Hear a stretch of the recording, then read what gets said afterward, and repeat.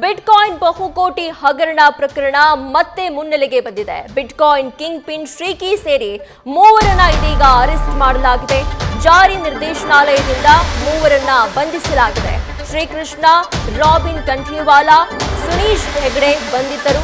ಮೂವರನ್ನ ಕೋರ್ಟ್ಗೆ ಹಾಜರುಪಡಿಸಿ ಇದೀಗ ಕಸ್ಟಡಿಗೆ ಪಡೆದಿದ್ದಾರೆ ಇಡಿ ಅಧಿಕಾರಿಗಳು. ಮೂವರು ಆರೋಪಿಗಳನ್ನ 10 ದಿನಗಳ ಕಾಲ ಇಡಿ ಅಧಿಕಾರಿಗಳ ವಶಕ್ಕೆ ನೀಡಿದೆ ಕೋರ್ಟ್.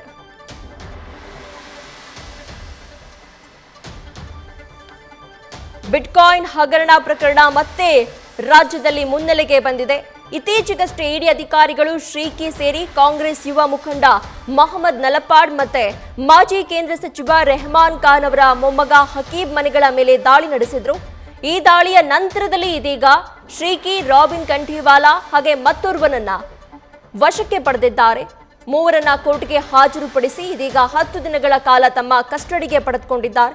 ಏಪ್ರಿಲ್ 20ರಂದು ಇಡಿ ಅಧಿಕಾರಿಗಳು ಮೊಹಮ್ಮದ್ ನಲ್ಪಾಡ್ ಹಾಗೇನೆ ಹಕೀಬ್ ಮನೆಗಳ ಮೇಲೆ ದಾಳಿಯನ್ನು ನಡೆಸಿದ್ರು. ಒಟ್ಟು 12 ಸ್ಥಳಗಳಲ್ಲಿ ಹಿಂದೆ ದಾಳಿಯನ್ನು ನಡೆಸಲಾಗಿತ್ತು. ಇದೀಗ ಇದೇ ಬಿಟ್ಕಾಯಿನ್ ಪ್ರಕರಣದಲ್ಲಿ ಪ್ರಮುಖ ಆರೋಪಿ ಏನಿದ್ದಾನೆ ಕಿಂಗ್ ಪಿನ್ ಶ್ರೀಕಿ, ಅವನನ್ನ ಅರೆಸ್ಟ್ ಮಾಡಲಾಗಿದೆ. ಜೊತೆಗೆ ಅವನ ಸಹಚರರು ಇಬ್ಬರನ್ನ ಕೂಡ ವಶಕ್ಕೆ ಪಡೆಯಲಾಗಿದೆ. ಈ ಬಗ್ಗೆ ಹೆಚ್ಚಿನ ಡೀಟೇಲ್ಸ್ ಅನ್ನ ನಮ್ಮ ಪ್ರತಿನಿಧಿ ಸಂದೇಶ್ ನೀಡ್ತಾ ಹೋಗ್ತಾರೆ.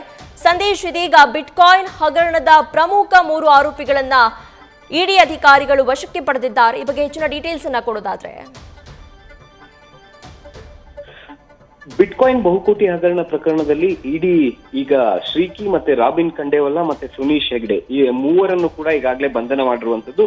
ಇಲ್ಲಿ ಪ್ರಮುಖವಾಗಿ ಈ ಹಿಂದೆ ಇಡಿ ಅಧಿಕಾರಿಗಳು ಮನಿ ಲ್ಯಾಂಡ್ರಿಂಗ್ ಪ್ರಕರಣದಲ್ಲಿ ಅಂದ್ರೆ ಇಲ್ಲಿ ಡಾರ್ಕ್ ವೆಬ್ ನಲ್ಲಿ ಮನಿ ಲಾಂಡ್ರಿಂಗ್ ಆಗ್ತಿರೋದಕ್ಕೆ ಸಂಬಂಧಪಟ್ಟಂತೆ ಒಂದು ECIR ಅನ್ನ ದಾಖಲು ಮಾಡಿತ್ತು. ಆ ECIR ಅನ್ನ ದಾಖಲು ಮಾಡಿಕೊಂಡ ನಂತರ ನಲ್ಪಾಡ್ ಅವರ ಮನೆ ಮೇಲೂ ಕೂಡ ಈಗಾಗಲೇ ದಾಳಿ ಕೂಡ ನಡೆದಿತ್ತು. ಅಂದ್ರೆ ನಲ್ಪಾಡ್ ಸೇರಿದಂತೆ ಹಲವರ ಮನೆಯ ಮೇಲೆ ದಾಳಿಯನ್ನ ನಡೆಸಿತ್ತು. ಇದೇ ಸಂದರ್ಭದಲ್ಲಿ ಶ್ರೀಕೃಷ್ಣ ಅಲಿಯಾ ಶ್ರೀಕಿ ಮನೆಯ ಮೇಲೂ ಕೂಡ ಇಡಿ ಅಧಿಕಾರಿಗಳು ದಾಳಿಯನ್ನ ಮಾಡಿದ್ರು. ಆ ದಾಳಿ ನಂತರದಲ್ಲಿ ಈಗ ಸದ್ಯ ಅಲ್ಲಿ ಸಿಕ್ಕಂತ ಮಾಹಿತಿ ಆಧಾರದ ಮೇಲೆ ಅಥವಾ ಸಿಕ್ಕಂತ ಎವಿಡೆನ್ಸ್ ಆಧಾರದ ಮೇಲೆ ಈಗ ಸದ್ಯ ಶ್ರೀಕಿ ಸೇರಿದಂತೆ ಇನ್ನು ಮೂವರನ್ನ ಬಂಧನ ಮಾಡಿರುವಂತದ್ದು. ಅಂದ್ರೆ ಈಗ ಸದ್ಯ ಮೂವರನ್ನ ಬಂಧನ ಮಾಡಿ ಅವರನ್ನ ಕಸ್ಟಡಿಗೆ ಇಡಿ ಅಧಿಕಾರಿಗಳು ಪಡೆದುಕೊಂಡಿದ್ದಾರೆ. ಯಾಕಂದ್ರೆ 10 ದಿನಗಳ ಕಾಲ ಕಸ್ಟಡಿಗೆ ಕೇಳಿ ಈಗ 10 ದಿನಗಳ ಕಾಲ ಕೂಡ ಕಸ್ಟಡಿಗೆ ಪಡೆದಿರುವಂತದ್ದು. ಈ ಒಂದು ಕಸ್ಟಡಿ ಸಂದರ್ಭದಲ್ಲಿ ಮನಿ ಲಾಂಡ್ರಿಂಗ್ಗೆ ಸಂಬಂಧಪಟ್ಟಂತ ಸಿಕ್ಕಂತ ಎವಿಡೆನ್ಸ್ ಏನಿದೆ ಅಥವಾ ಮನಿ ಲಾಂಡ್ರಿಂಗ್ ಮಾಡಿದ್ದಾರೆ ಅನ್ನೋದಕ್ಕೆ ಸಂಬಂಧಪಟ್ಟಂತೆ ಸಿಕ್ಕಿರುವಂತ ಎವಿಡೆನ್ಸ್ ಅನ್ನ ಇಟ್ಕೊಂಡು